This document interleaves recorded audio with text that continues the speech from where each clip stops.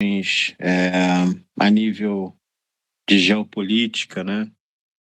Ameaças e conspirações, né? A gente viu enfrentamentos, a gente viu raio caindo em grupo de políticos, né? A gente viu muita coisa, né? Para um povo evangélico que pensa que tudo que acontece tem a mão de Deus, é Deus no controle, como se Deus estivesse num tabuleiro, movendo suas peças. Para esse povo evangélico, o Messias dele está preso, uma cúpula de militares tinham tomado durante algum tempo o poder no país. Nem na ditadura militar a gente teve tanto militar com tantos ministérios, né? A gente está vendo um sinal para quem acredita que Deus se manifesta em sinais. Para quem acredita, talvez que Deus não esteja tão de acordo com aqueles que invocam o seu nome. Talvez Deus tenha virado inimigo de Deus. Talvez aquele texto de Jó, que Jó invoca Deus contra Deus, seja algo a ser pensado por esse grupo, né? De modo que, quando acontecem essas coisas muito midiáticas, né? Uma grande parte dos nossos amigos evangélicos, progressistas, tendem a trazer a sua visão, a sua opinião, né? Eu lembro de um amigo meu, comunista, amigo, que tinha um bloco no canal dele, no podcast dele, que chamava Minha Fecal Opinião. E trazem, né, essas opiniões fecais, horríveis, unilaterais, enviesados pela política. Eu acho que a política, ela é uma maneira da gente decidir, através da razão, questões humanas. Então, tem questões humanas, a política, né, que a polis faz, ajuda a gente, a partir da razão, resolver os nossos problemas. Isso é a base do entendimento do que é política. E aí eu vi amigos cristãos, sabe, com cartaz na rua, solte Maduro. É tudo muito complexo, sabe? Que as coisas têm profundidades muito densas, sabe? É uma coisa que não dá para pensar tudo por uma única. Aquele que se baseia em uma única via de pensamento, ele acaba ficando muito fraco nos seus argumentos. E ele acaba, de alguma forma, demonstrando um pouquinho que o evangelho foi suplantado por uma expressão de um espectro político. Entende? Então, eu, obviamente, tenho um pouco a falar, não fico me envolvendo nessas coisas, não quero saber de Valadão e Banco Master. Por que eu não quero saber? Eu não quero envenenar os meus olhos. Os olhos são uma das primeiras coisas que tendem a adoecer com a forma com que esse mundo age. Você acaba envenenando os seus olhos, a sua forma de olhar, a sua forma de enxergar. Então, como eu estou no meio de amigos cristãos, progressistas, de esquerda, eu tenho a liberdade de falar disso com vocês e com tantos outros amigos, né? Que há uma dificuldade nossa em perder esse viés político para tudo aquilo que a gente olha. Primeiro, porque de fato quase tudo que a gente está vendo é fruto de uma política ruim. Então a gente acaba olhando tudo por um viés político, porque a política é ruim. A gente gostaria de que num mundo fictício a esquerda realmente decidisse viver para o pobre, não do pobre, sabe? Aqueles que imaginam que a esquerda tem caminhado em direção ao pobre, a gente tem que lembrar o que eu sempre falo. Os bancos lucraram como nunca, as grandes fintechs têm tomado espaço no nosso país, as nossas terras raras estão em jogo. A gente tem feito, em nome de um aceno para os evangélicos, mais concessões às igrejas que lavam dinheiro de partido político, lavam dinheiro de facção criminosa. Então, a gente acena, dá um risinho, né? Porque a gente precisa do voto evangélico. Mas, no fim das contas, a gente acaba vendendo a alma pro diabo para poder fazer esses acenos, né? Então, ninguém achou estranho, né? Ah, mas é que precisa de alianças políticas. A gente tem um presidente que a gente considera de esquerda, com o seu vice, o Geraldo Alckmin, que foi governador de São Paulo. Então, temos dificuldades hoje. Isso não é diferente dentro do histórico bíblico teológico.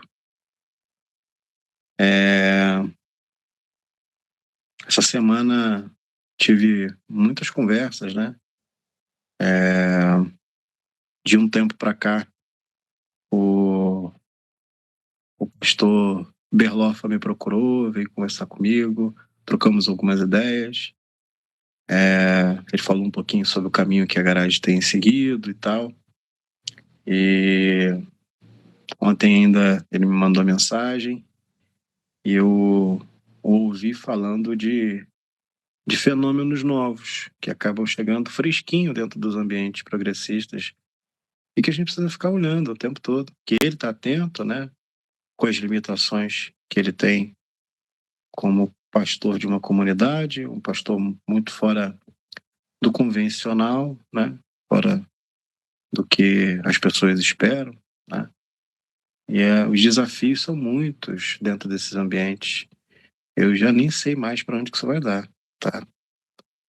E eu torço para que ele, com aquilo que o Eterno lhe concedeu, consiga tratar todas essas coisas. Mas eu prefiro muito mais esses grupos mais informais como o nosso, e pelo menos esse tipo de caminhada que a gente tem, em que a gente não está tentando ser nada além de relevante para o mundo, para as coisas, melhorar aquilo que a gente é, sem essas bandeiras que hoje só carrego. A única bandeira que eu ainda carrego é a do pobre, é assim como Jesus. Hoje eu não tenho muita capacidade de debater política, eu não tenho nem essa paciência. Mas por que eu estou dizendo isso tudo para vocês? Porque é isso que está acontecendo no cenário que a gente vai ler agora, tá? Tudo isso se encontra nesse cenário. Paulo trazendo demandas para uma igreja envolvida no paganismo que havia no primeiro século, né? A gente está falando da igreja de Corinto. Ele já havia tentado corrigir algumas coisas que aconteciam, a gente leu junto, né? Situações que aconteciam naquele lugar. E Paulo, sendo um apóstolo, tentando deliberar. Então, segundo a carta de Paulo aos Coríntios, capítulo 2, começa com isso. Com Paulo abrindo o coração, assim como eu abri o coração com vocês, quem estava aqui, em relação a tudo que aconteceu comigo. E vejo em Paulo esse espírito. Paulo dizendo, mas eu decidi comigo isso. Eu não vou mais estar com vocês em tristeza. Porque se eu entristeço vocês, quem que vai me alegrar? Senão aquele que por mim foi, de alguma forma, contristado. E eu escrevi para vocês isso mesmo, para que quando lá for, não tenha tristeza da parte dos que deviam alegrar-me, confiando em vós todos que a minha alegria é de vocês todos. Porque em muita tribulação e angústia do coração eu escrevi para vocês, com muitas lágrimas, estava chorando muito. Não para que vocês se entristecessem, mas para que vocês conhecessem o amor que eu tenho abundantemente por vocês. Porque se alguém me contristou, não me contristou a mim, senão em parte, para vos sobrecarregar a vós todos. Quem está tentando me afetar vai de alguma forma afetar todos vocês. Basta-lhe ao tal esta repreensão feita por muitos, de maneira que, pelo contrário, deveis antes perdoá-los e consolá-los, para que o tal não seja de modo algum devorado de demasiada tristeza. Por isso eu vos rogo que confirmeis para com ele o vosso amor. E para isso eu escrevi para vocês também, para que por essa prova vocês possam saber se são obedientes ou não em tudo. Ele está dizendo aqui, cara, que, cara, quem que está lascando Paulo, quem que está aborrecendo Paulo, não deve ser castigado, não deve ser esculachado, não deve ser recebido com amor. E a quem vocês perdoaram alguma coisa, também eu, porque se eu também perdoei alguma coisa, a quem a perdoei por amor de vós, o fiz na presença de Cristo, para que a gente não seja sobrepujado por Satanás, porque não ignoramos os seus ardis. Ele está dizendo aqui, cara, que tudo que aconteceu, todos os problemas que aconteceram nessa igreja, sabe? E a quem as pessoas perdoaram pelos problemas, a gente viu na primeira leitura que tinha cara pegando a mulher do pai, tinha um Alexandre Latueira que ele entregou para Satanás, essa igreja estava cheia de problema, sabe? E ele vai dizer, cara, que uma vez que a gente guarda essa amargura no coração, ele diz que a gente pode ser sobrepujado por Satanás. Ele está dizendo que o nosso inimigo, que aquilo que milita contra a gente, e aí entra a figura mítica de Satanás, tem o poder de se sobrepujar em relação a gente, quando a gente guarda no coração essas coisas. Ora, quando cheguei a Troade para pregar o evangelho, e abrindo-se-me uma porta no Senhor, eu não tive descanso no meu espírito, porque não achei ali o meu irmão Tito, mas despedindo-me deles, parti logo para Macedônia. E graças a Deus que sempre nos faz triunfar em Cristo, e por meio de nós manifesta em todo lugar a fragrância do seu conhecimento, porque para Deus somos o bom perfume de Cristo. Nos que se salvam e nos que se perdem. Para este, certamente, cheiro de morte, morte. Mas para aqueles que de vida, para vida. E para estas coisas, quem que está correto? Quem que pode julgar isso? Porque nós não somos. Nós não somos. Nós não somos como muitos que ganham falsificando a palavra de Deus. Antes, a falamos em Cristo, de forma sincera. Aqui é a palavra sincera, sem rodeios, de forma firme, antes como de Deus, na presença de Deus. Porventura começamos outra vez a louvar-nos a nós mesmos, ou necessitamos, como alguns, de cartas de recomendação para vós, ou de recomendação de vocês? Vocês, igreja, que igreja? Igreja de Corinto. Que Corinto? Pagã, vindo do pecado, vencida sob o pecado, em grande diversidade. Então, a gente vê essa ideia meio que homogênea de tratar a igreja, né, como uma afronta a todas as igrejas que existiram aqui, porque a gente está falando de uma igreja de diversidade, uma igreja que era no maior porto daquela época, uma igreja que recebia muito estrangeiro, pessoas de todos os tipos de orientações, de pensamento, de filosofias.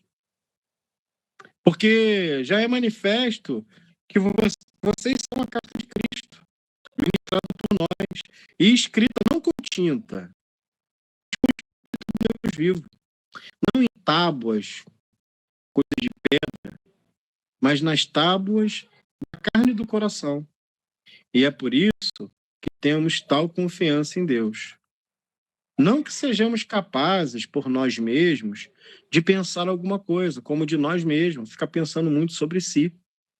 Mas a nossa capacidade vem totalmente de Deus, a qual nos fez também capazes de sermos ministros de um novo testamento. Não de escritos de letra, mas um testamento de espírito.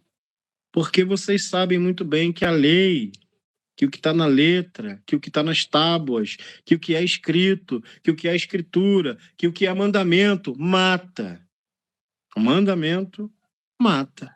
A lei mata. A letra mata. E a letra mata não é desculpa para ser burro, tá, meu amigo? Porque eu já vi isso aqui na igreja. Ah, a letra mata. Não vamos ler isso não, porque a letra mata.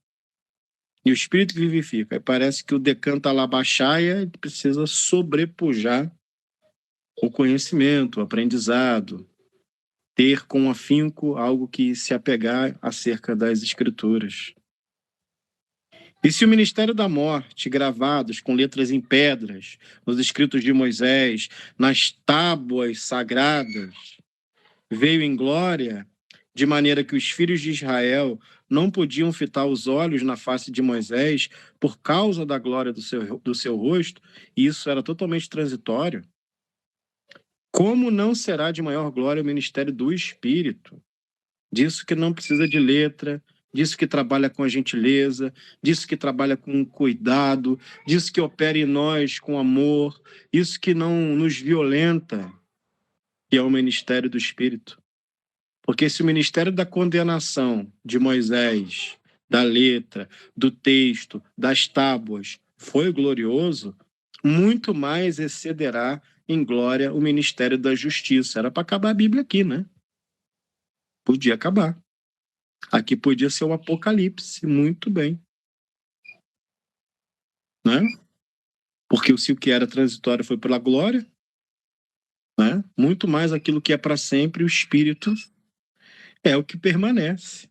Então a gente devia acabar por aqui, podia ter ponto final, acabou. Esse é o Apocalipse de Paulo. Né? Imagina.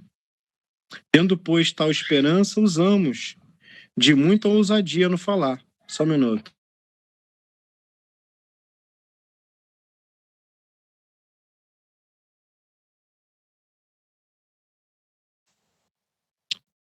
Eu fiquei dando um pequeno grito aqui, manifestando meu espírito de glória. E não somos como Moisés, que colocava um véu sobre a sua face, para que os filhos de Israel não olhassem firmemente para o fim daquilo que era transitório. Porque Moisés ficou com vergonha, né? Ele ficava com a cara reluzindo, todo mundo com aquele medo e aquele respeito dele, fazendo merda à vontade, construindo bezerro de ouro, aquelas merda tudo que eles faziam. E aí a cara dele brilhar foi meio que assim, não, peraí, cara, alguma coisa dando merda. E aí, conforme aquela glória da presença de Deus foi passando, ele colocou um véu meio que para, olha, ainda tem um pouquinho aqui, só não vou mostrar porque eu não quero, sabe? Tem, mas acabou. Mas os seus sentidos foram endurecidos, porque até hoje o mesmo véu está por levantar na lição do Velho Testamento, a qual foi, por Cristo, abolido. Podia acabar a Bíblia aqui também, né? Vamos de novo? Mas os seus sentidos foram endurecidos de Moisés, porque até hoje o véu está por levantar na lição do Velho Testamento, o qual foi por Cristo abolido.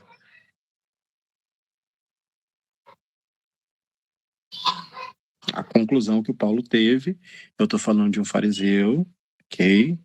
De um judeu, da raça mais conservadora, da bancada evangélica de seu tempo, ok? Com a conclusão, ao conhecer Cristo, ao ter uma experiência com Cristo, que o Velho Testamento, que é esse véu, segundo ele, foi por Cristo abolido.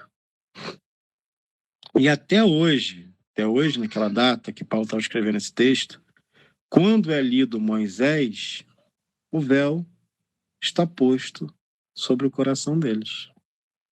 Até hoje, quando a base de julgamento é meritocracia, é a justiça pelas obras, até hoje, quando a gente ainda avalia alguém pelo currículo que ela apresenta, segundo o apóstolo Paulo, segundo o olhar que Paulo tem sobre as Escrituras, um véu é colocado no coração.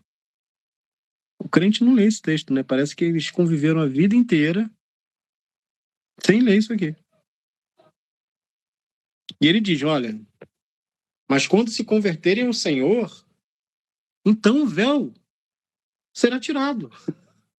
Inclusive a manutenção desses textos de justiça própria, meritocrático, do que você consegue alcançar com a própria mão, segundo o apóstolo Paulo, é um sinal de que aquelas pessoas ainda não se converteram, cara. Essa é a leitura do cara. Não tenho nada a ver com isso. Eu sou só um mensageiro. Não fui eu que escrevi. Ora, o Senhor é o Espírito. E onde o Espírito de Deus está, ali a liberdade. Aí isso parece que foi desculpa a pessoa ficar voando, rindo, zuretando dentro da igreja durante um tempo. Foi assim, né? Onde o Espírito do Senhor está, a liberdade, eu vou plantar bananeira, vou arrancar a roupa, vou fazer a loucura, né? É o que está aqui no texto e é o que a igreja fez durante um tempo. Eu duvido que o Fábio, que foi jocumeiro, nunca viu isso. Duvido! Alguém virando animal, eu lembro uma época que tinha a unção dos seres viventes. Eu tenho que contar essa merda pra vocês, que eu não vou ficar sabendo disso sozinho. Conta que eu vou contar uma Não, também, que é muito boa. Você trouxe memórias muito estranhas pra mim agora. tá vendo? Mas na igreja que eu frequentava não tinha isso, né? É presbiteriana, não tem essas coisas. Um dia eu fui visitar uma igreja avivada que tem aqui muito perto da comunidade que eu pastoreei, né? Uma favela, né? Então na base da favela, na parte mais baixa, tem uma igreja neopentecostal. E aí, cara, eu fui até um culto que eu fui convidado por uma pastora missionária que veio de fora, né, do país, acho que ela era inglesa, a Trina Simpson, uma menina, uma moça muito legal, sabe? Mas ela me chamou para ir lá nessa igreja e aí nesse dia foi abre aspas, muitas aspas, o pai espiritual de um cantor, né, do tal do David Keelan, foi lá. E aí ele deu a unção dos 4 seres viventes. Tinha gente virando boi, tá? Tinha gente virando tudo quanto é tipo de animal dentro da igreja. A águia batendo asa dentro da igreja, cara. Sabe? E aí eu assisti aquilo, imagina um menino presbiteriano, com talvez 17 anos. Na minha igreja podia muito mal bater palma, tá? A palma já era considerada um pouco de pecado, tá? Se fosse uma palma muito efusiva, era aquela palma mais acanhada, mais básica, né? E aí o menino presbiteriano lá, vendo as pessoas virar animal, batendo asa, fazendo chifrinho assim de boi, ó. Fazendo chifrinho de boi. Imagina como que eu fiquei. Imagina como que meu coração ficou, né? Com as pessoas virando bicho dentro da igreja. Fiquei um pouco surpreso, né? Porque eu não conhecia, não era, né, do meu ambiente. Então eu falava, gente, será que evangélico é isso aí? Tem que essa parada aí que é ser evangélico? Conta, Fábio. Coincidentemente, estamos falando da mesma casa de Davi, David Keelan e presbiteriano. Estava eu na Jocum, lindo, belo e formoso. Quando você faz Jocum, não sei quem conhece Jocum, Jovens com uma Missão, você tem 3 meses, 3 ou 4 meses de curso teórico para ser um missionário, e depois você tem 2 meses de trabalho prático, que a gente chama em campo, né? E estava eu em Cascavel, na Igreja Presbiteriana Independente, para fazer o nosso trabalho junto com a equipe lá que estudava com a gente. Eis que está lá o nosso amigo do David Keelan, o Mike Shea. Lembra dele, John? Mike Shea. Então, Lembro. Rafa conhece, ó. Infelizmente. Então, Mike Shea também vem dessa linhagem, casa de Davi, etc. Chegou lá, cara, e tava fazendo uma peregrinação a lá Nicolas Ferreira, coincidentemente me veio isso na memória. Ele tava caminhando, não sei se era o estado do Paraná todo, ou ele começou por Foz do Iguaçu, por causa do Marcos das Três Fronteiras, e foi andando em direção a outro estado, sei lá. Eu sei que ele convidou a galera ali que tava com a gente na igreja, que a gente dormia na igreja, para fazer a demarcação de território. Então caminhava não sei quantos quilômetros, mijava no meio-fio no poste. Caminhava, mijava para demarcar como aquilo sendo do leão. E ainda dava um rugido do leão depois no final, entendeu? Então era exatamente isso, tá, John? Exatamente isso. Quem mijava era ele botava o pinto pra fora e mijava, é isso? É, Gente, que ele e mico! quem estava na caminhada junto. Eu não fui. Teve 2, 3 caras lá que Tu não foram. mijou tu não mijou em nada. Eu não fui. Ah, gente, Mas os vocês ainda caras estão reclamando dos Mas legendários, os isso é caras uma mijavam, isso aí não é nada. Legendário não é nada. E assim, cara, ele acreditava piamente que aquilo era ganhar o território, tá? Era muito bizarro. E era a unção do leão. A unção do leão. E quem mijava era ele, não. O sonho do leão, mas quem mijava era É ele. ele que mijava e os garotos que foram junto, né? Eu não fui, não. Eles Não, mijavam ele junto, era o assim, macho ficava um alfa. manjando o pinto do outro, um do Ele, lado do ele, outro. Sabe Deus, cara. ele mijava porque ele era o macho É, alfa, ele tinha que marcar o pra demarcar, território. exatamente. Demarcar território, igual cachorro, leão, felino. Meu Deus do céu. Era uma É coisa. quando a gente acha que é Por isso que o novidade. Paraná tá desse jeito, tá ligado? Era coisa de maluco, cara. Coisa de maluco. Então, essa maluquice veio de sempre. O que a Pois é, gente vê Alice, hoje estava hoje, na verdade, é reflexo do do passado. que lá Do atrás. passado. Exatamente. Só que o problema é que Que isso hoje loucura, tá numa gente. forma tão exponencial que já virou normal. Entendeu? Já virou algo normal. Eu, pra- isso para mim é uma histeria coletiva, né, Então. gente? Porque não é uma loucura. É. Não tem E. como você. É como o John acabou de ler, é como ele falou. Como é que eles não leem essa passagem? Mas leem o Velho Testamento. Agora está na moda, só o Velho Testamento. Agora tá na moda, tá na moda de Jesus, cara. Chega Entendeu? pra Jesus e fala: quem é meu próximo? Pô, estão baseando no Velho Testamento, mano. Só o Velho Testamento. O Novo não existe. Entende? Eles não têm nada que seja escrito no coração, sabe? Nada que não tenha sido, de alguma forma, catequizado neles, sabe? Então, é muito duro hoje a gente ver isso. Mas você vê que o apóstolo Paulo está passando pela mesma coisa. Sim, Ele está indo. e complementando uma coisa que eu lembrei também que é muito importante, esses decanta labaçai era muito comum na base que a gente chama, onde os jocumeiros moravam, né? E teve Uhum. um momento, lembra da época que era ano de final de 99, início de 2000 ou final de 2000, não E lembro. eu nem era nascido. Eu Garotinho, nem era então, nascido. lembra que o Garotinho era candidato a presidente? E aí Lembro. começou o Decanta Labassúria lá no meio do mover, da reunião de oração. E aí sentou um maluco numa cadeira dizendo que o Garotinho era o próximo presidente, que Deus tinha revelado. E um outro maluco que tinha um problema de leucemia ia ser curado ali. Em resumo, não aconteceu nada. Foi só isso. Mas o cara da leucemia morreu. Eu não sei se ele morreu, mas o exame diz que ele não estava curado. Eu não tive mais contato depois de 24 anos, 25 anos, mas. Tem que ver se ele morreu, para a gente poder saber se pelo menos metade, 50%. Um Deus que acerta 50%, tá bom, né? Pelo menos. Não, é engraçado, né? E depois Né? o Garotinho apareceu o escândalo e o caramba 4, né? Então é uma loucura, gente, uma loucura. Então o apóstolo Paulo passava por tudo isso, gente. Ele estava ali num contrafluxo, dizendo que aquela lei ali precisava ser abolida, porque ela vinha de um ambiente que criava justiça por mérito. Paulo estava dizendo que não era nada por nosso mérito, que o nosso mérito não valia de nada. Então havia ali uma incongruência, né, em relação ao que era o espírito do evangelho, da boa nova, que dizia que era pela graça, e o espírito da lei, que dizia que era por aquilo que você fazia, que era pelas suas obras, por quanto que você se comprometia com o templo, e por mais que você abandonasse todas as pessoas e largasse as pessoas pelo caminho, era o quanto que você se comprometia com o templo. Então, a gente está vivendo um tempo perigoso, sabe? A gente está vivendo um tempo com certa dificuldade, né? Em que a gente já não consegue mais caminhar junto, a gente não consegue mais perdoar quem está na trajetória com a gente já não consegue ficar atento às dores do humano, ou a gente está atento a tudo, ou toda essa informação está constrangendo a gente de uma maneira em que a gente não sabe mais como agir. Está vindo tiro, porrada e bomba para tudo quanto é lado, e você já não sabe mais o que fazer, e você se compadece com absolutamente tudo. Ou é nada, e você amortece essa dor em um tanto de outras coisas, nas ocupações do seu dia a dia, ou é tudo, e você não consegue fazer outra coisa a não ser ficar consumindo aquela dor.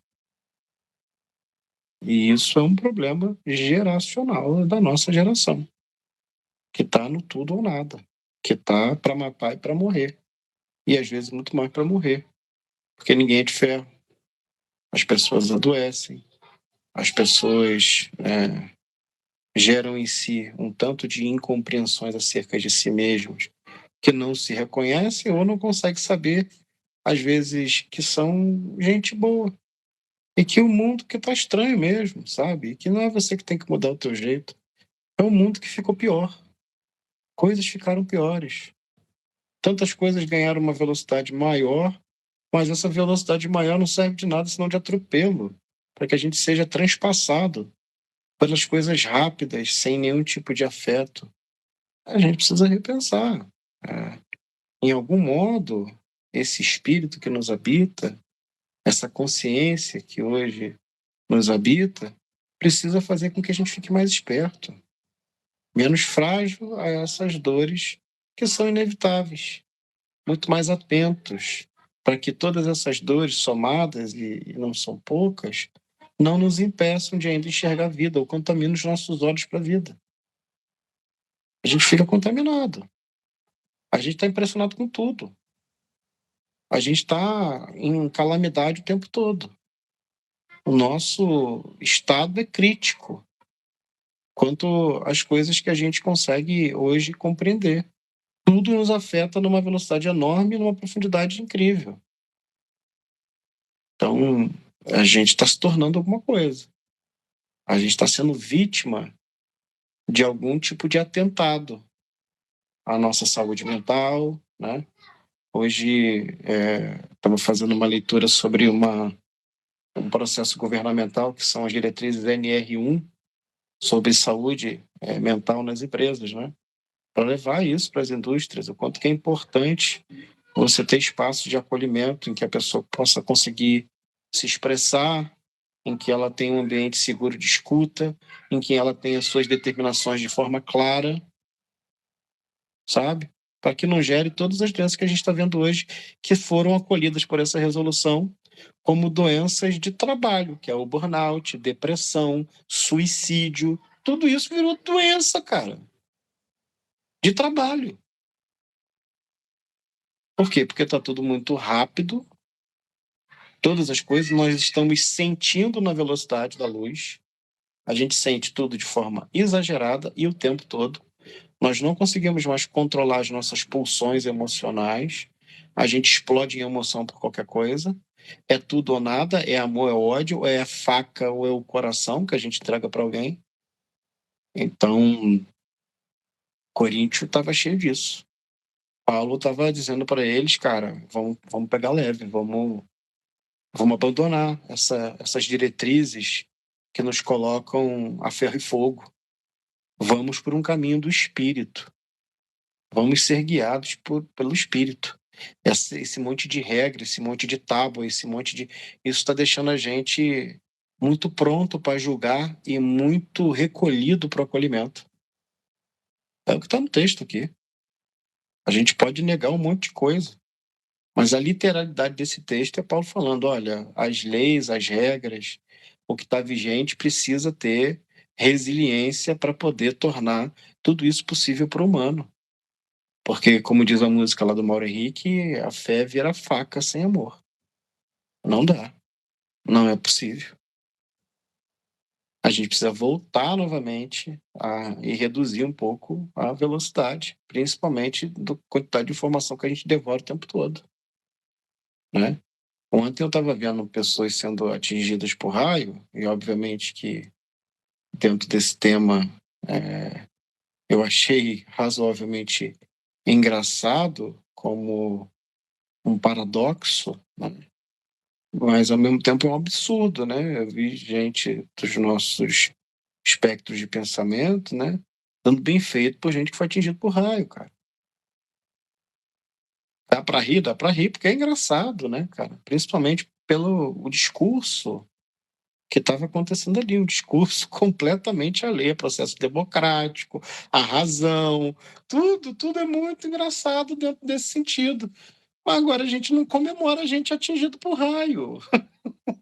Não dá para ser esse cristão que critica o preconceito, que critica o machismo estrutural e todas essas coisas que acontecem dentro do ambiente político e simplesmente comemorar a gente. Uma coisa é rir, outra coisa é comemorar, sabe? Eu tinha que ter matado. Meu Deus, tinha que ter acertado o Nicolas, Se um menino desse morre atingido por um raio, gente, eu vou contar para vocês, ele vira santo aqui. O Papa vai beatificar ele. É um tiro no pé a gente ficar desejando mal para as pessoas, ou a gente envenenou o nosso coração de tal forma por aquilo que a gente consome, que a gente já perdeu e banalizou e fez aquilo que a Hannah Arendt, que condenou tanto, que é a banalidade do mal. Banalizou o mal. A gente começou a odiar um lado, um espectro político. Eu tenho falado isso muito com vocês, gente. Não coloquem o coraçãozinho de vocês nisso. É engraçado, é muito engraçado, mas precisa ter um limite dentro do nosso coraçãozinho. Senão daqui a pouco um cara desse morre, acontece alguma coisa, ao invés da gente se compadecer, porque sempre do lado tem uma família, tem pessoas que amam, que a gente tá rindo, tá achando engraçado. Tem que ter um pouco de limite. E qual é o limite disso? Olha, é um fato engraçado, porque haviam ali muitas orações, pedido para Deus fazer a sua vontade. De repente, cai um raio ali e machuca algumas pessoas. Isso tem um pico de cômico, é trágico e cômico, né? É o que chamam no teatro de tragicômico, né? Mas isso não é para que a gente faça brincadeira, a gente não pode comemorar isso acontecendo, cara. Só a gente vai perdendo nosso coração. Aí o mal vence. O mal vence quando a gente não revida com um soco nessas pessoas, mas revida achando engraçado gente sendo atingido por raio, cara. Nós não somos aqueles que vão lá na rua espancar as pessoas. A gente não vai num 8 de janeiro entrar para quebrar nada. Mas a gente é o povo que está rindo dessa desgraça e achando que devia ter acontecido pior. Há uma necessidade da gente frear um pouquinho o nosso coração. Não deixar o nosso coração se corromper a esse ponto, cara.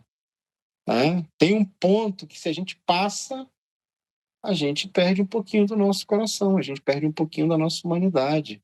E tá difícil ser humano mesmo, porque é um lado muito cruel, é um lado que aceitou 700 mil pessoas mortas na pandemia, cara. Isso foi tranquilo, sabe? É um lado que disse que tinha que fuzilar a petralhada. É um lado que disse que a cadeia está em ótimas condições, porque essa pessoa vai para lá é para pagar os pecados, né?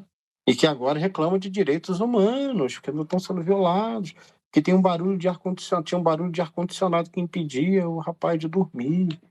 É gente que lutou o tempo todo contra a humanidade e agora se vê refém como humanos, porque eles se sentiam acima de humanos.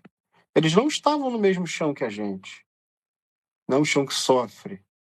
Eu estava ontem em Botafogo, ali perto do Botafogo Praia Shopping, parado num lugar comendo um joelho e tomando uma coquinha zero, e a polícia veio perseguindo um rapaz. Chegou um momento em que a polícia colou a moto na moto ali perto do Botafogo Praia Shopping, colou a moto na moto dos rapazes, né? E atirou para tudo quanto é lado. Eu estava numa lanchonete, tiro comendo, cara, no Rio de Janeiro, na Zona Sul, enfim, tiro comendo, o cara tava atirando para tudo quanto é lado. E era uma moto que o rapaz estava. O máximo que tinha roubado é uma moto, que tem seguro, não sei o que lá, mas ele estava atirando num cara em alta velocidade num lugar onde estava cheio de gente. A gente não pode dizer que a gente está falando de uma polícia preparada, né? Não pode. A gente está falando de um despreparo. Ele estava atirando em lugares, pegou um tiro num ferro perto do lugar onde eu estava. Cara, isso é loucura. Zona Sul do Rio de Janeiro, criança passeando no domingo com o pai, em frente à praia de Botafogo. Então, a gente está com um problema, né? E aí, ali ia depender de quem ia morrer, tá entendendo? O nosso compadecimento ia depender de quem ia morrer.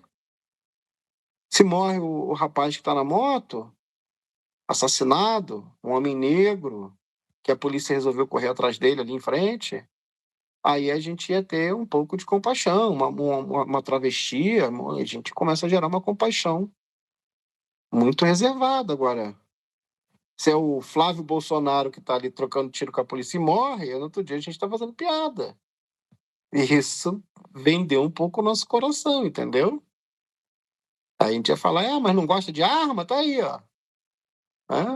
Isso está vendendo um pouco o nosso coração, a gente tem que ficar um pouco alerta para que a gente entenda como que esse mundo funciona, tem espaço para o nosso humor e para as coisas que a gente pensa, mas a gente não pode vender o coração para a raiva, para o ódio, para o sectarismo, para a divisão, né? Porque a gente já viveu isso e tem vivido isso de 2018 para cá. E o apóstolo Paulo trata exatamente disso, na metade do capítulo que a gente estava lendo. E ele estava falando, essas pessoas que lascaram com a gente, que ferraram com a gente, não extrapolem a medida do que é justo. Tem limite para tratar essas pessoas perversas. Tenha limites, porque não tem nada a ver com elas, tem a ver com como que o nosso olhar fica depois de vender o nosso olhar para o ódio, para a raiva. Tem muito mais a ver com a gente, como que a gente vai ficar depois daquilo, sabe? Eu estava lendo um livro sobre os terrores do nazismo, e para a gente encerrar, e depois a gente abrir um espaço para vocês trocarem ideia. E nesse livro fala que todos os soldados da SS, quando começou esse processo de extermínio do povo judeu, eles começaram a ficar com muito problema mental, porque eles tinham que enfileirar pessoas e gastar o mínimo de bala possível, né? E atirava a queima-roupa, isso espalhava sangue na farda deles, voava sangue deles, e a gente está falando de gente que não era soldado até então, eram jovens, adolescentes que tinham acabado de sair da escola. E aí eles não conseguiam mais, eles tiveram uma baixa enorme de soldados que de alguma forma morreram de forma muito violenta, né? Logo depois, né? Porque teve guerra, mas até então, quando iniciou esse processo de extermínio, eles estavam morrendo de depressão por conta da quantidade de sangue que batia neles, do quanto que eles ficavam impressionados com aquilo. Tanto que pegaram uma fábrica de veneno para ratos e baratas, né, e criaram o Ziclon, que é o gás que colocava na câmara de gás, porque ali eles não viam as pessoas morrerem. Não tinha pedaço dessas pessoas neles, porque não era nem o fato que elas morreram, elas iam morrer de qualquer jeito. Mas o fato é que era muito chocante aquilo, de alguma forma, tocá-los, sabe? De alguma forma, sujar a farda deles. Eles entravam em crise. E até ali haviam pessoas que começaram a caminhar contra o nazismo, como o Dietrich Bonhoeffer e outros mais, né? Parte, né, dos teólogos pós-guerra, parte daqueles que participaram de uma operação, de uma ofensiva do próprio exército alemão contra os alemães, que até tem um filme chamado Operação Valquíria, para quem não viu, assistam, que era uma ofensiva contra Hitler, que não dava mais para que não dava mais para você tolerar o ápice da maldade. Ele começou um período que era um período terrível, né? Então, a gente não pode vender o nosso coração dessa forma, né? A gente, segundo o apóstolo Paulo, a gente tem que ter limite, até para tratar o ofensor, aquele que ofende. A gente precisa ter um limite, a gente precisa ter uma ética, a gente precisa guardar o nosso olhar, o nosso coração, porque senão daqui a pouco a gente já não consegue lidar com o mundo. Porque tudo vira digno do apedrejamento, do cancelamento e todos os mentos que a gente tem hoje dentro do ambiente cristão, principalmente naquele qual eu participo, vocês também, de um ambiente mais progressista, de um ambiente alocado à esquerda política. A gente vai acabar caindo no mesmo erro que esses nossos irmãos. Então, não adoeçam. Os olhos são as janelas que tendem a adoecer primeiro, que é a nossa forma de olhar. Não percam isso, sabe? Não percam a inocência do olhar de vocês, em troca de simplesmente relativizar o outro que está sofrendo, que comunga de um outro pensamento diferente do meu, sabe? E eu não tenho pena de filha da mãe, não, cara, tá? Não tenho pena nenhuma do ex-presidente preso, não tem pena aqui. O que eu tenho é o respeito por um outro humano, né? Da pior espécie de humano, tá? Temos humanos e humanos, tá, meus queridos? Alguns são mais humanos do que outros, ok? Temos essa consciência. Mas, e também não sou coveiro, né? Tudo isso que está já dito e entendido. A questão é que a gente não pode adoecer os nossos olhos e perder de vista que tem ali uma criatura que depende, é carente e carece da graça de Deus, tal como eu. Entende? Então, acho que é um caminho muito fino, é uma linha muito tênue, é algo que a gente precisa pensar mesmo, sabe? Trazer o coraçãozinho de volta para o peito, tirar o coração das emoções e da velocidade em que as coisas estão acontecendo, trazer ele para o peito, sabendo que a gente sangra, sabendo que a gente cai e que o outro também, sabe? Então, Paulo enfrentou um grande problema aqui. Paulo enfrentou pessoas que fizeram muito mal para ele, mas que a igreja amassou a cabeça dessas pessoas de tal modo que qualquer recuperação ficava até impossível, porque as pessoas foram obliteradas do meio da igreja. Não sei se esse é o caminho, né? Não sei, não sei mesmo se essa é a forma da gente fazer. Eu só sei que, assim, os olhos vão adoecer primeiro. Esse é um diagnóstico que eu estou dando para vocês, tá? Vocês precisam ficar atentos, porque a forma de vocês olhar o mundo vai ser a primeira coisa que vai adoecer. E vocês vão perceber isso só quando vocês já estiverem olhando e trazendo já esses julgamentos que a gente carrega já a partir do que o outro é tão diferente de mim em um espectro político, num pensamento político-social. Vocês vão perceber isso, tá? Então, quando vocês perceberem, às vezes já vai ser tarde demais. Então, se percebam agora nesse processo. E aí que eu não estou para dar conselho, eu detesto a ideia do conselho. Eu estou aqui para ser amigo de vocês e pastor. E dizer que não é um bom caminho. Eu vou dizer que em 2018 eu experimentei dele, tá? De me alimentar desse ódio, entendeu? Eu trabalhava para uma empresa que até as empresas que eram de bolsonaristas eu pedi para romper contrato. Eu fazia análise de contrato. Até empresa de bolsonarista eu pedi para romper contrato. E colocava uma outra empresa diferente, de pessoas que não se posicionaram a favor das maldades que vinham acontecendo naquele governo. E hoje vejo que talvez não estivesse tomando as melhores atitudes. Não porque essas pessoas, empresários que lucram, né, e lucraram com ódio, com a raiva, com a propagação de pensamentos que não coadunam com o caminho do evangelho, esteja correto. Mas que, às vezes, o ponto, a forma de fazer isso ultrapassa um pouco, a gente perde a mão, tá? Então, quem está dizendo para vocês é de quem perdeu a mão, assim como Paulo está chamando a atenção dos seus aqui que obliteraram pessoas que fizeram muito mal para ele e para a igreja em Corinto. Repito o conselho de Paulo para vocês: não deixem que a janela, que são os olhos de vocês, adoeçam a ponto de que a gente relativize o outro por conta dessas coisas. A gente só precisa, de alguma forma, achar o equilíbrio disso, de manter a nossa mente crítica, de manter a nossa consciência viva, de manter o nosso amor pujante e não relativizar o outro que é muito diferente de mim. Aí está o desafio para vocês e é um desafio para mim também, tá? Da mesma forma que é um desafio para vocês, é um desafio para mim. Ok?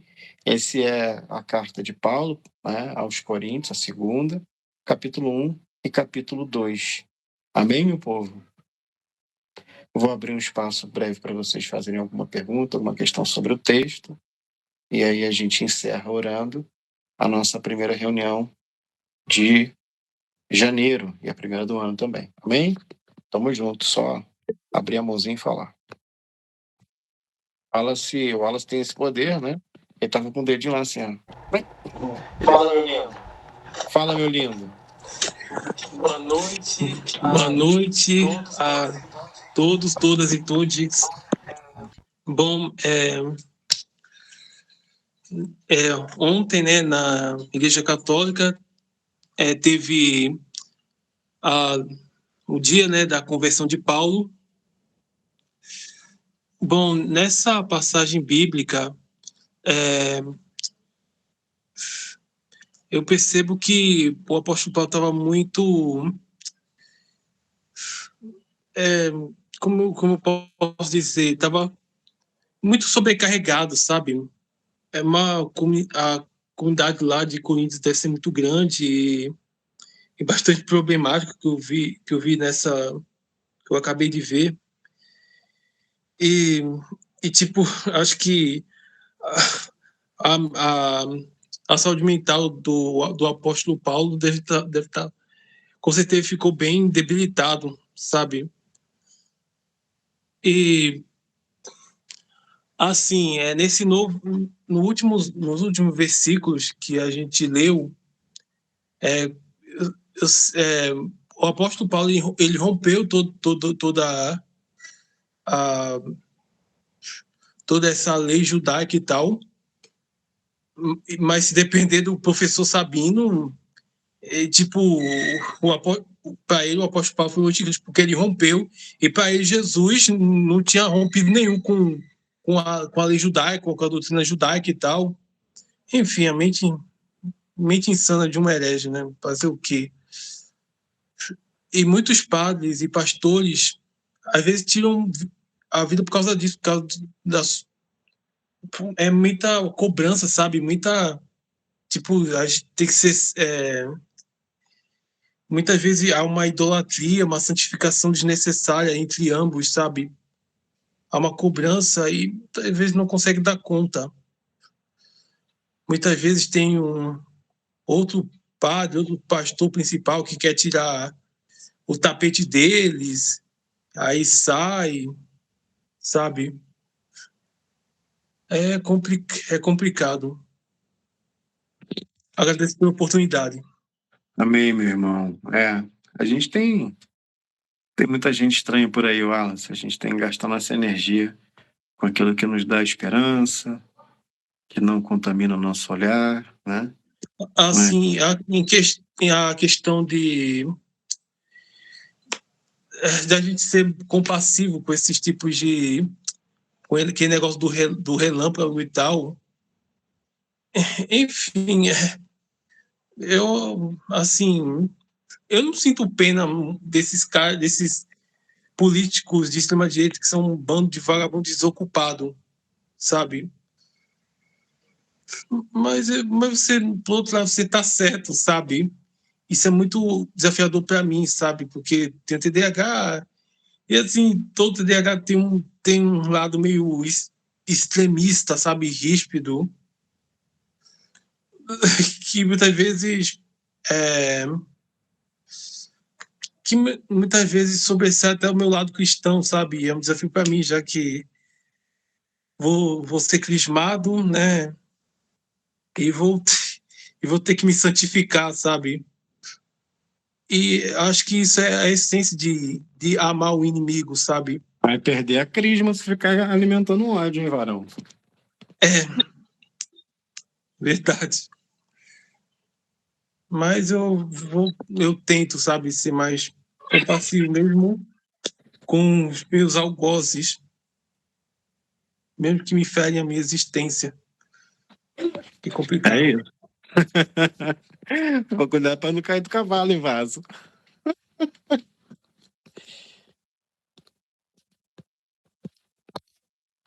Amém. Mais alguém que queira falar? Pode falar, minha irmã. Se eu não pedisse para falar, não era eu, né? A tagarela. Vamos lá. Quando você fala sobre a gente não querer ou desejar o mal, eu confesso que eu não desejo o mal. Assim, às vezes eu falo e tal lá no grupo, mas no meu coração é porque é muita coisa indignante. Então, existe sim certos momentos que você não consegue controlar essa indignação, mas você querer que a pessoa morra, ou que você, como você disse, você querer que dizer bem feito porque um raio caiu, não. Eu acho, pelo contrário, eu acho muito triste, eu acho lastimável que essas pessoas estejam nesse patamar a ponto de acontecer esse tipo de coisa. Como eu vi também um post no Instagram de um pai e de uma mãe, não sei se vocês chegaram a ver, que levaram uma criança, um bebê, que estava com um problema respiratório, Estava com máscara para o Nicolas orar, como se ele fosse Jesus.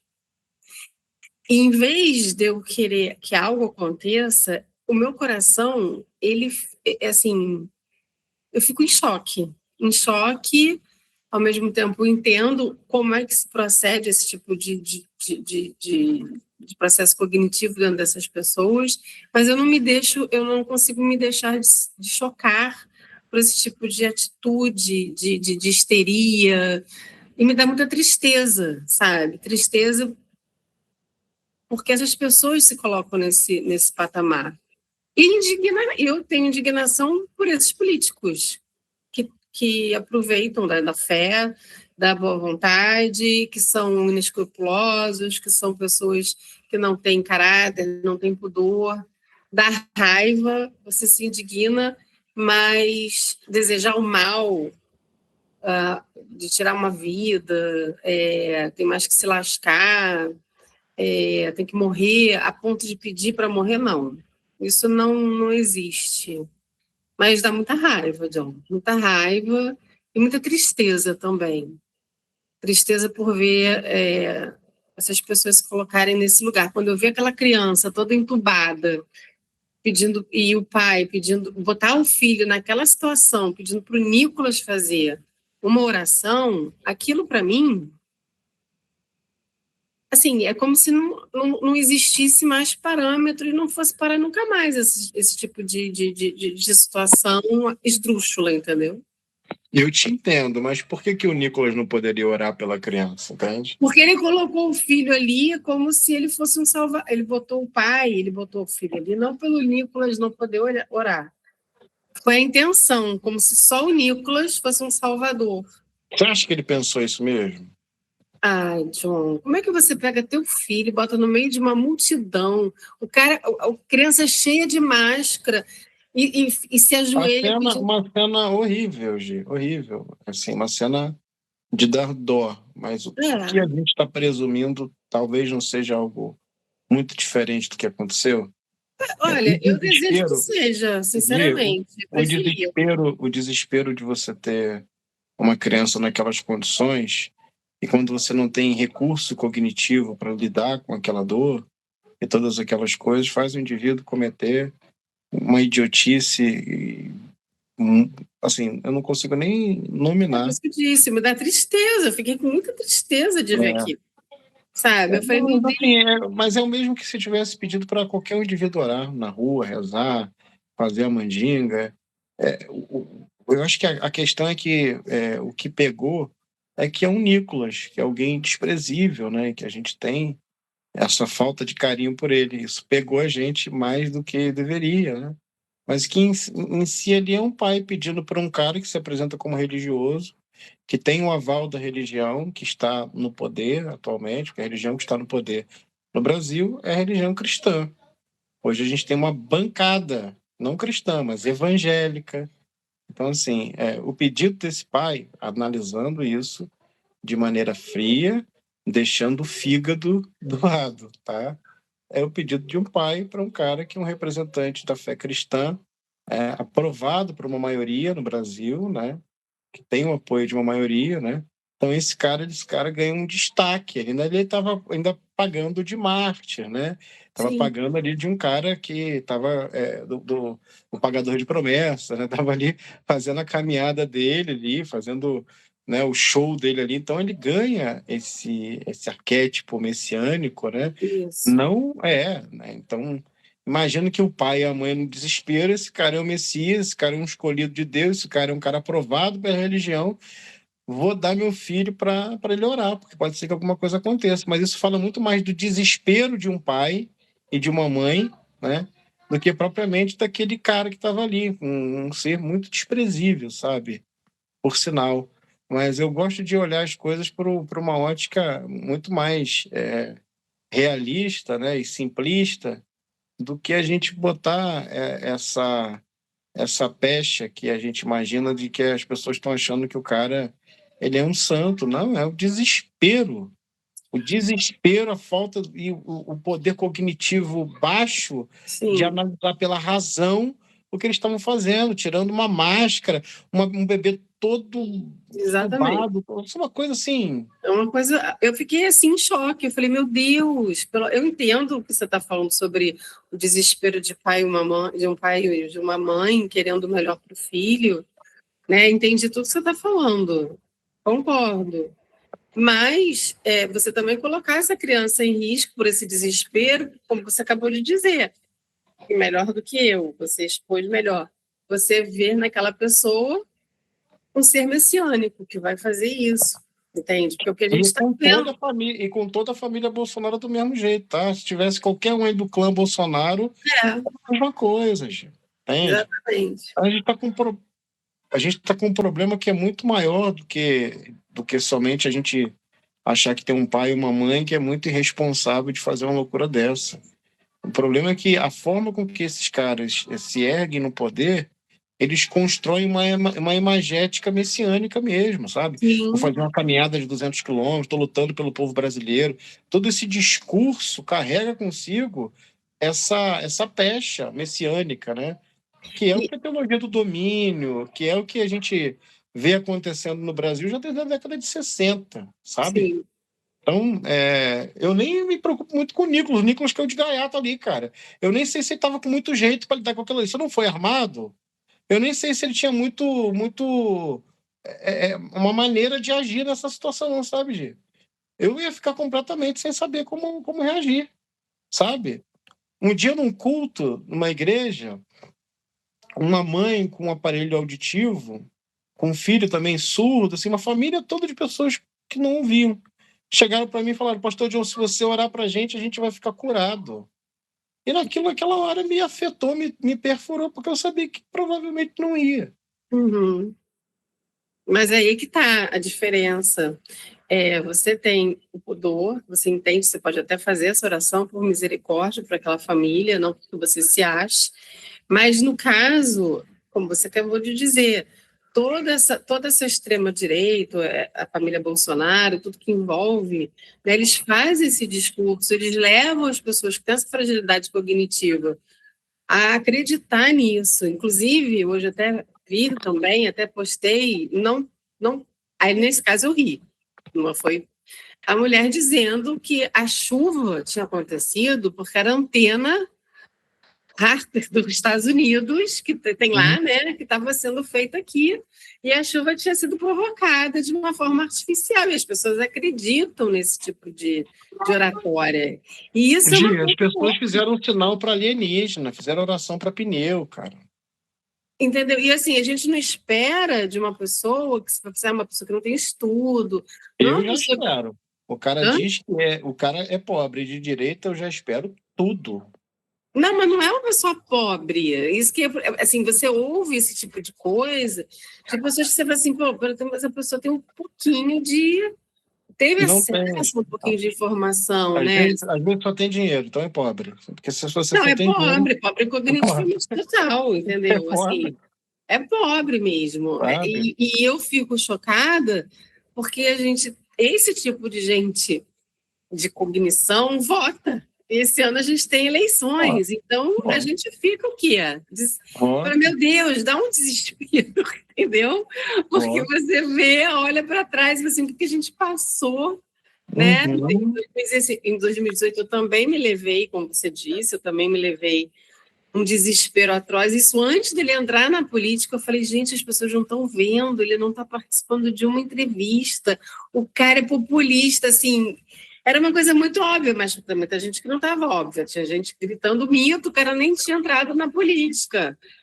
E aí hoje você está num processo eleitoral novamente com gente ainda com discursos desse nível. Então, a gente não quer deixar o coração tomar assim, se desesperar, não tem o que fazer, você não tem como mudar o mundo, né? Você tenta fazer o que dá, mas não tem como.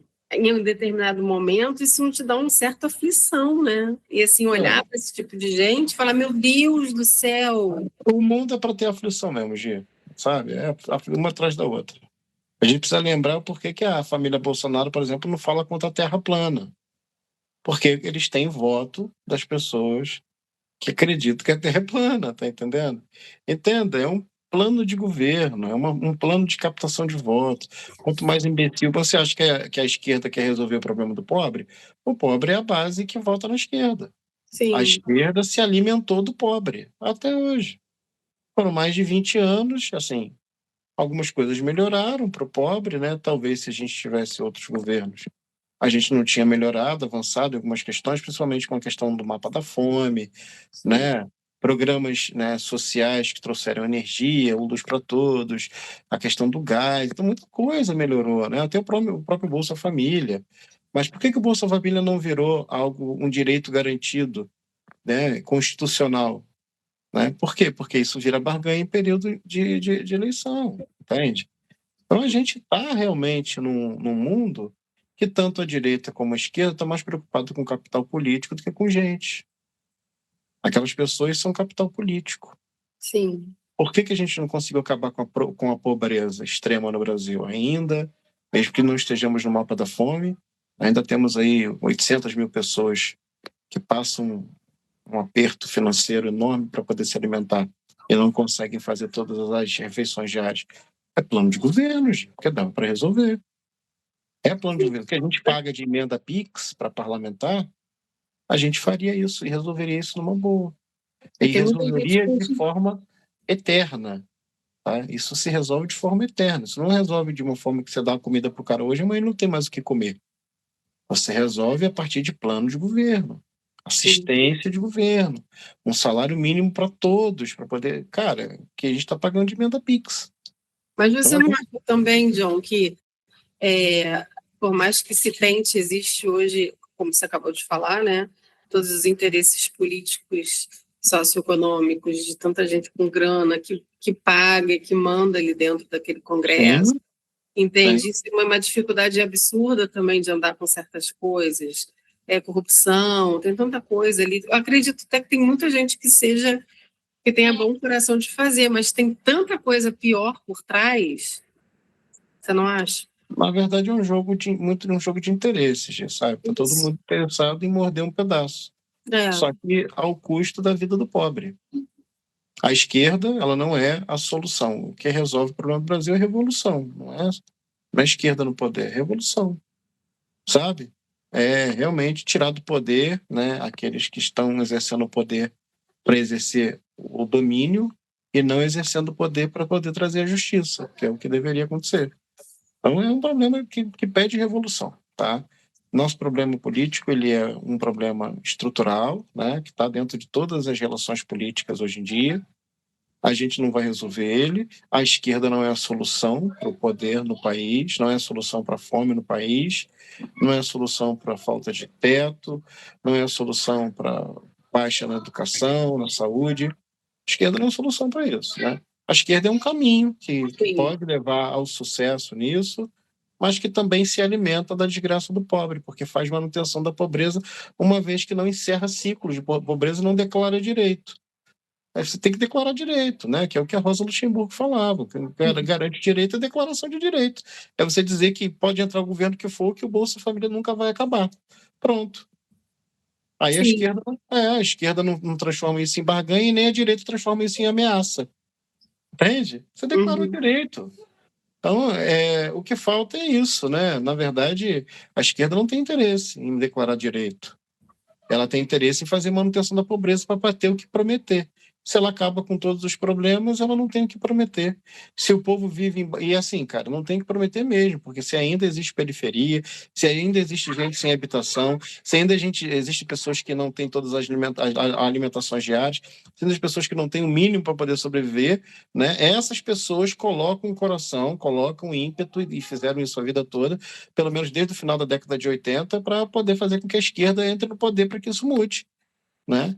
E a gente pensar que o Lula é o pai dos pobres, aí você me desculpa, né? Não tem pai do Não, pobre, é né? como você disse, é um caminho, mas não é a solução, né? Não Não tem, é a não tem realmente, solução. não é uma solução viável, não é algo que agrada o meu coração. É óbvio que, né, que entre um Bolsonaro, um Tarcísio, essas imundícias que vocês importam tudo de São Paulo aí, né? É, mundiça, Deus que me perdoe.